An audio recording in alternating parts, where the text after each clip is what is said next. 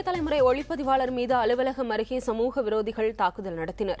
பாதுகாப்பிற்காக வந்திருந்த காவல்துறையினர் கைகட்டி வேடிக்கை பார்த்துக் கொண்டிருந்த அவலமும் நிகழ்ந்துள்ளது. இதுகுறித்த கூடுதல் தகவல்களை செய்தியாளர் தியாக செம்மலிடம் கேட்கலாம். செம்மல், இந்த சம்பவம் எப்போது நிகழ்ந்தது? தாக்குதல் நடத்தியவர்கள் யார்? திவ்யா, இன்று காலை கிட்டத்தட்ட ஒட்டுமொத்தமான பத்திரிகை சுதந்திரத்துக்கான ஒரு கருப்பு மொமெண்ட், கருப்பு நொடியாக அது அமைந்திருந்தது. அதாவது புதிய தலைமுறையில் உறக்கச் சொல்லுங்கள் என்ற நிகழ்ச்சி ஒளிபரப்பாக இருந்தது. அதில் பெண்களுக்கு தாலி பெருமைப்படுத்துகிறதா சிறுமைப்படுத்துகிறதா என்கிற அடிப்படையில் இருதரப்பு வாதங்களாக பெண்கள் இன்னும் சொல்லப்போனால் சர்வதேச பெண்கள் தினமான இன்று அந்த தலைப்பில் விவாதிக்கலாம் என்று விவாதம் செய்யப்பட்டு, அதாவது பதிவு செய்யப்பட்டிருந்தது. அது குறித்த ப்ரொமோ தொடர்ச்சியாக நேரலில் வந்து கொண்டிருந்தது. அந்த ப்ரொமோவை பார்த்துவிட்டு, அதாவது நிகழ்ச்சியை முழுமையாக பார்க்காமலேயே ப்ரொமோவை பார்த்துவிட்டு பல்வேறு இந்து அமைப்புகளைச் சேர்ந்தவர்கள், பாரதிய ஜனதா கட்சியை சேர்ந்த சில நிர்வாகிகள் தொடர்ச்சியாக அலுவலகத்திற்கு அழைத்து அந்த நிகழ்ச்சியை ஒளிபரப்பக்கூடாது என்று சொல்லி வந்தார்கள். நேற்று மாலை 10க்கும் மேற்பட்டோர் நம்ம அலுவலகத்திற்குள் புகுந்து இந்த நிகழ்ச்சி குறித்து அவர்களது அதிருப்தியை வெளிப்படுத்தினார்கள். இன்னும் சில பேர், அதில் வந்திருந்த ஒரு 4-5 பேர் ரகளையில் ஈடுபட்டார்கள். ஆனால் அவர்களிடம் நாம் தொடர்ச்சியாக நல்ல முறையில் பேச்சுவார்த்தை நடத்தி அவர்களது கருத்துக்களையும் உள்வாங்கி அவர்களது தரப்பு பேட்டிகளையும் வாங்கி இந்த நிலையை மிக சுமூகமாகவே நாம் கையாண்டு வந்திருந்தோம். அப்படி ஒரு சூழலில் இன்று அவர்களால் ஏதேனும் அசம்பாவிதம் நிகழலாம் என்ற அடிப்படையில் போலீஸ் பாதுகாப்பு கேட்டிருந்தோம். இதனைத் தொடர்ந்து கிண்டி போலீசார் நமக்கு பாதுகாப்பை வழங்கியிருந்தார்கள். இந்த ஒரு தருணத்தில் தான் இன்று காலை நமது அலுவலகம் இருக்கக்கூடிய இந்த முகப்பு வாயில், நான் நின்றக்கூடிய இந்த முகப்பு வாயிலுக்கு அடுத்த புறமாக இருக்கக்கூடிய இன்னொரு வாயில் வழியாக நம்ம அலுவலகத்துக்கு வரலாம். இந்த வாயிலில் பேரிகார்டு அமைத்து போலீசார் வரக்கூடிய அந்த போராட்டக்காரர்களை தடுப்பதற்காக பேரிகார்டு அமைத்து இங்கே போலீசார் குவிக்கப்பட்டிருந்தார்கள். அதே போன்று அந்த பகுதியிலும் ஒரு 4-5 போலீசார் நிறுத்தி வைக்கப்பட்டிருந்தார்கள். அப்போது நான் இருசக்கர வாகனத்தில் வந்து கொண்டிருந்த போது நமது ஒளிப்பதிவாளர் செந்தில்குமரன் அந்த இடத்தில் நின்று கொண்டிருந்தார். இன்னும் சொல்ல போனால் அவர் காட்சிப்படுத்துவதற்காக நிற்கவில்லை. அவர் அந்த இடத்திற்காக அருகில் இருக்கக்கூடிய தேநீர் கடைக்கு சென்று விட்டு அந்த நடந்து வந்து கொண்டிருந்த போது அவர் ஒளிப்பதிவு செய்வதாக கூறி அவரை மோசமான வார்த்தைகளில் திட்டி அடித்து காயப்படுத்தி கீழே தள்ளி அவரது கழுத்தில் காலை வைத்து மிதிக்கக்கூடிய மனிதாபிமானமற்ற செயலில் சில சமூக விரோதிகள் ஈடுபட்டார்கள். அவர் அந்த செந்தில்குமரனை பார்க்கலாம். அது இந்த ஒளிப்பதிவு கருவிகள் சுக்குநூறாக உடைந்து விட்டது. உடைந்த இந்த ஒளிப்பதிவு கருவிகள் நமது ஒளிப்பதிவு கருவிகள், இந்த ஒளிப்பதிவு கருவிகள் அவர் ஒளிப்பதிவு செய்யவில்லை என்பது மிகவும் குறிப்பிடத்தக்க விஷயம். அதாவது அங்கு வந்திருந்த சமூக விரோதிகள் இந்த அமைப்புகளை சேர்ந்தவர்களை பொறுத்தவரை கையில் கேமரா வைத்திருந்தாலோ மைக் வைத்திருந்தாலோ அடிப்போம் என்கிற அந்த மனநிலையில் தான் நின்று கொண்டிருந்தார்கள். இன்னும் சொல்ல போனால் வாகனங்களில் பிரஸ் என எழுதி வந்த போது கூட, எனது வாகனத்தில் எழுதி வந்த போது கூட நமது ஓட்டுநர் இருசக்கர வாகனத்தை எடுத்து வந்திருந்தார், கார் ஓட்டுநர், அவரது வாகனத்தையும் தாக்க முற்பட்டார்கள். இப்படி கண்ணில் பட்டவர்களை எல்லாம் ஒரு போர்க்களமாக அந்த இடத்தை மாற்றி அவர்கள் தாக்குதலில் ஈடுபட்டார்கள். நமது ஒளிப்பதிவாளர் செந்தில்குமரனுக்கு பல்வேறு இடங்களில் காயங்கள் ஏற்பட்டிருப்பதை உங்களால் பார்க்க முடியும். ஒரு கொடூரமான தாக்குதல் நேரிலேயே நாம் பார்க்க இருந்தது. இதில் மிகவும் குறிப்பிடத்தக்க விஷயம் என்னவென்றால், அந்த இடத்தில் போலீசாரும் நின்று கொண்டிருந்தார்கள். அதாவது அந்த இந்து முன்னணி அமைப்பினருக்கு ஏற்கனவே PSOக்கள் என சொல்லப்படக்கூடிய தனி பாதுகாப்பு அலுவலர்கள் நியமிக்கப்பட்டிருக்கிறார்கள். அந்த பாதுகாப்பு அலுவலர்களும் அந்த இடத்தில் நின்று கொண்டு வேடிக்கை பார்த்துக் கொண்டிருந்தார்கள். அதோடு சேர்த்து சரியாக சொல்லப்போனால் 8 காவலர்கள் லத்தியோடு அந்த இடத்தில் நின்று கொண்டிருந்தார்கள். நான் நேரடியாக அந்த நிகழ்வை பார்த்தேன், வேறு யாரும் பார்க்கவில்லை. நானே நேரடியாக பார்த்தேன்.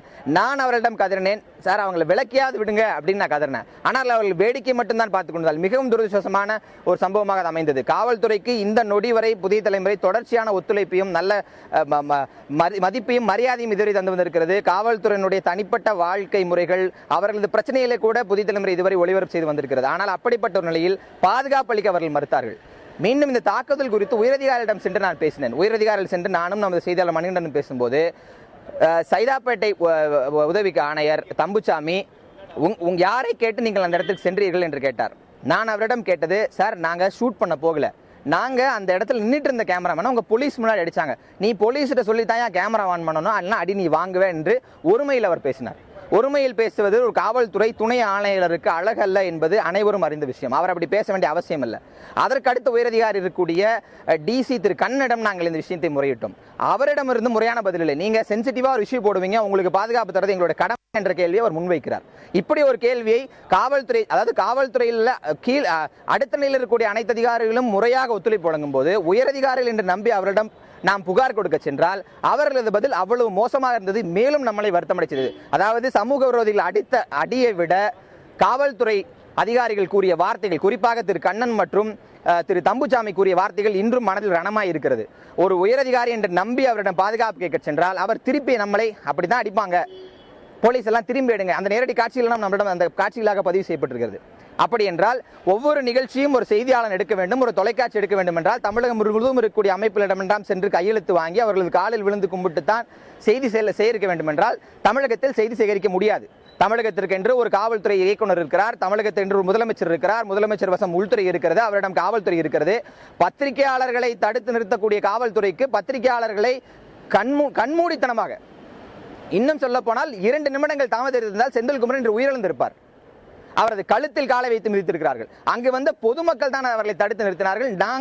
நாங்களும் இன்னொரு ஓட்டுநரும் செய்தியாளரும் தடுத்து நிறுத்தியிருந்தோம். ஒரு 2 நிமிடங்கள் தாமதித்திருந்தால் எங்கள் உயிருக்கும் ஆபத்து தான். இது இன்று நேற்று இது போன்ற சம்பவங்கள் நடப்பதில்லை. இன்னும் சொல்ல போனால் வந்திருந்த அமைப்புகளிடம் சுமூகமாக பேசித்தான் நாம் தீர்த்திருக்கிறோம். நாம் எந்த வகையிலும் அவர்களிடம் எதிர்நிலையை கையாளவே இல்லை. இப்படி ஒரு சூழலில் அமைப்புகள் தாக்குதல் நடத்துகிறார்கள் என்றால் இதற்கு இந்து அமைப்புகளைச் சேர்ந்த மாநில நிர்வாகிகள் என்ன பதில் சொல்ல போகிறார்கள்? அவர்கள் தொடர்ச்சியாக தொலைபேசியில் நம்மிடம் பேசிக்கொண்டே இருந்தார்கள். அவரிடம் நாம் உரிய விளக்கத்தை கொடுத்திருந்தோம். அப்போதெல்லாம் வாயினிக்க பேசிய இந்து அமைப்பைச் சேர்ந்த, அடிப்படைவாத அமைப்பைச் சேர்ந்த, இந்த வார்த்தையை நான் பயன்படுத்துவது நம்மளுடைய நடுநிலைக்கு சற்று எதிரானது என்றாலும் நான் இந்த வார்த்தையை பயன்படுத்திய நிலைக்கு அந்த இந்து அமைப்புகளைச் சேர்ந்த மாநில தலைவர்கள் கையாண்டு விட்டார்கள். ஜமல், புதிய தலைமுறை அலுவலகம் வாயிலை சுற்றி அவ்வளவு போலீசார் குவிக்கப்பட்டிருந்த போதிலும், ஆனால் அந்த பிரச்சனை நடந்த அந்த இடத்தில் ஒரு 2 போலீசாரை மட்டும்தான் நம்மளால பார்க்க முடிந்தது. ஏன் உடனடியாக மற்ற போலீசார் அந்த இடத்துக்கு போய் இப்படி ஒரு பிரச்சனை வராம அவங்களால தடுக்க முடியல? திவ்யா, அந்த இடம்தான் மிகவும் வேடிக்கையான இடம் திவ்யா. நீங்க இதை பார்க்கலாம். இந்த வாயில், அதாவது கிண்டியிலிருந்து காசி தியேட்டர் பிரிட்ஜ் வழியாக இறங்கி வரக்கூடிய இந்த வாயிலில் போலீசார் நிறுத்தப்பட்டிருந்தார்கள். அதை நாம் மறுக்கவும் இல்லை, மறக்கவும் இல்லை. அதிக அளவில் பாதுகாப்பு போடப்பட்டிருந்தது. நமது அலுவலகத்திற்கு நேற்று இரவு முதலே போலீசார் பாதுகாப்பில் ஈடுபட்டிருந்தார்கள். உரிய முறையில் நல்ல முறையில் அவர்கள் பாதுகாப்பு வழங்கினார்கள். அதையெல்லாம் நாம் மறுக்கவில்லை. இதற்கு முன்பு இது போன்ற சம்பவங்களும் தொடர்ச்சியான நல்ல முறையான பாதுகாப்பு வழங்கப்பட்டிருந்தது.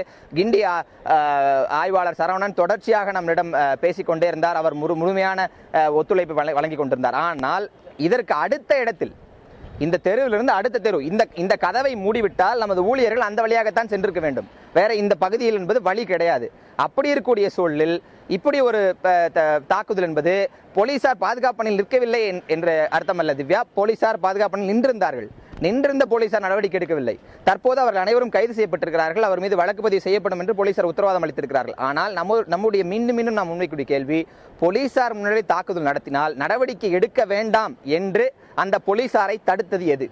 அவர்கள் கடைநிலை ஊழியர்களாக இருக்கலாம் அல்லது மேல்நிலை ஊழியர்களாக இருக்கலாம். அவர்களை தடுத்தது எது என்கிறதான் கேள்வி. இந்த தாக்குதல் குறித்து பல்வேறு அமைப்புகளிடம், குறிப்பாக பத்திரிகையாளர் அமைப்புகளிடம் கடும் கண்டனம் எழுந்திருக்கிறது.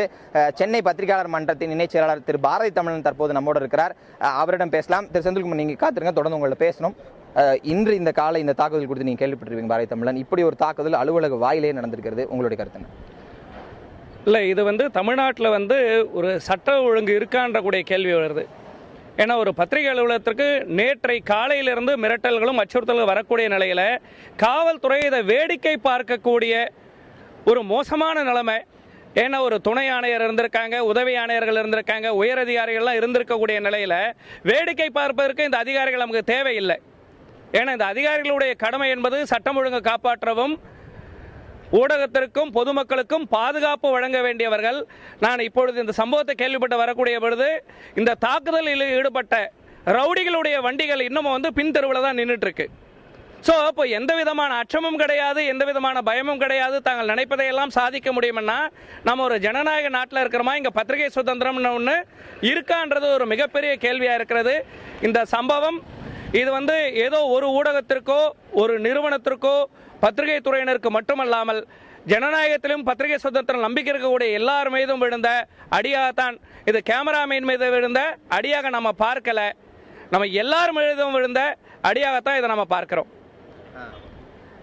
தொடர்ந்து பேசுகிறேன் திரு பாரதி தமிழன். அடுத்து நம்ம ஒளிப்பதிவாளர் செந்தில்குமரன் நடந்த விஷயங்கள் கேட்கலாம். இன்னும் அந்த அடி வாங்கி அந்த இதிலிருந்தே அவர் இன்னும் மீளவில்லை. இருந்த போதிலும் அவர் நம்மளோட கருத்துக்களை பகிர்வார நம்புறேன். செந்தில்குமரன், அந்த தாக்குதல் எப்படி நடந்தது, என்ன நடந்ததுங்கிறத சொல்லுங்க. வழக்கம் போல் செம்மல் நம்ம நியூஸ் செய்கிறதுக்காக பின்புறமாக போனோம். பின்புறமாக போகும்போது வழிமறிச்சாங்க. வழிமறித்து ஒரு 20-30 பேர் இருக்கும். கையில் கொடி வச்சுருந்தாங்க. இந்து முன்னணி கட்சின்னு நினைக்கிறேன். அவங்க என்ன பண்ணாங்க, அந்த கேமரா ஃபஸ்ட்டு பிடிங்கிட்டாங்க. கேமரா பிடிங்கிட்டு கீழே முன்னாடி ஒருத்தர் பிடிச்சிட்டாங்க, வீஃபண்ட் ஒருத்தர் பிடிச்சிக்கிட்டாங்க. பிடிச்சிட்டு உருவிட்டு இருக்கும்போது நான் கேமராவை வாங்க முடியல என்னால். டப்புன்னு பேசிகிட்டு இருக்கும்போதே மேலே அடிக்க ஆரம்பிச்சிட்டாங்க. அடிக்க ஆரம்பித்தது வந்து ஒருத்தர் 2 பேரில் ஒரு 30 பேர் சேர்ந்து அடிக்க ஆரம்பிச்சிட்டாங்க. நீங்கள் மட்டும் வரலன்னா இன்னும் என்ன ரொம்ப டேமேஜ் பண்ணியிருப்பாங்க. என்ன நடந்திருக்குன்னே தெரியாது. அந்த அளவுக்கு ரொம்ப மோசமாக அடிச்சிட்டு இருந்தாங்க. போலீஸ் வந்து போட்டிருந்தாங்க, ப்ரொடக்ஷன் காலைல 7 மணிக்கு 8 மணிக்கு போட்டாங்க. போட்டும் வந்து யாருமே அங்கே நின்னாங்க. வந்து லேசாக நம்ம 2-3 பேர்கிட்ட பேச்சுவார்த்தை கொடுத்துருந்தாங்கன்னா கூட தடுத்துருக்கலாம். அவங்க வந்து வேடிக்கை மட்டும் தான் பார்த்துட்டு இருந்தாங்க. என்ன தான் பிடிச்சி தள்ளினாங்களோ இல்லையே, என்னை பிடிச்சி தள்ளினாங்கன்னா பின்னாடி ஒருத்தன் பிடிச்சிட்டு இருக்கான். அதை கூட அவங்க எடுத்து விடல. அடிக்க வந்து போலீஸ் விலகி தான் போனாங்களோ இல்லையா, எந்த பாதுகாப்புமே கொடுக்கல. அவங்க வேடிக்கை மட்டும் தான் பார்த்துருந்தாங்க. சப்போஸ் வந்து 2 வார்த்தை பேசியிருந்தா கூட என் மேலே இந்த அடி விழுந்திருக்காது. இந்த கேமரா 3 லட்ச ரூபா, இந்த கேமரா எல்லாத்தையும் சுக்குநூறாக உடைச்சிட்டாங்க. எல்லாமே உங்களை அடிச்சு கீழே தள்ளும் போது தான் நான் அந்த இடத்துக்கு வந்தேன். அதுக்கு முன்பு உங்களிடம் ஏதாவது வாக்குவாதத்தில் ஈடுபட்டாங்களா, மிரட்டல் இதில் ஈடுபட்டாங்களா? எதனால் உங்களை அடிச்சாங்க? கையில் கேமரா வச்சிருந்தவங்களை, ஷூட் பண்ணாதவங்களை எதனால் அடிச்சாங்க? ஒரு நிகழ்ச்சியை வந்து முழுசாகவே பார்க்காம பெண்களை வந்து தரக்குறைவாக நீங்கள் ப்ரோக்ராம் பண்ணுறீங்க, நியூஸ் போடுறீங்க அப்படின்னு சொல்லி அவங்களே ஒரு தனக்குள்ளே ஒரு இதை உருவாக்கிக்கிட்டு என்னை வந்து பேச வந்தாங்க. பேச தான் வராங்கன்னு சொல்லிட்டு நிற்கும் போதே வந்து அந்த 2 வார்த்தை தான் காதில் விழுந்தது. அதுக்கப்புறம் என்ன பேசுனாங்கன்னு கூட எனக்கு நிதானம் இல்லை. தார்மார அடிக்க ஆரம்பிச்சிட்டாங்க. அதுக்கப்புறம் நீங்கள் வந்து என்னை சத்தம் போட்டதுக்கு மட்டும்தான் ஞாபகம் இருந்தது. அவங்கள சத்தம் போட்டதுக்கு மட்டும் தான் ஞாபகம் இருந்தது. அதுக்கு முன்னாடி என்ன நடந்ததுன்றது அவங்க ரொம்ப அடிக்க ஆரம்பித்ததுனால கொஞ்சம் ரெக்கார்டு இருக்குது நம்மள்ட்ட. ஒரு சிலரோட முகமும் இருக்குது அதில்.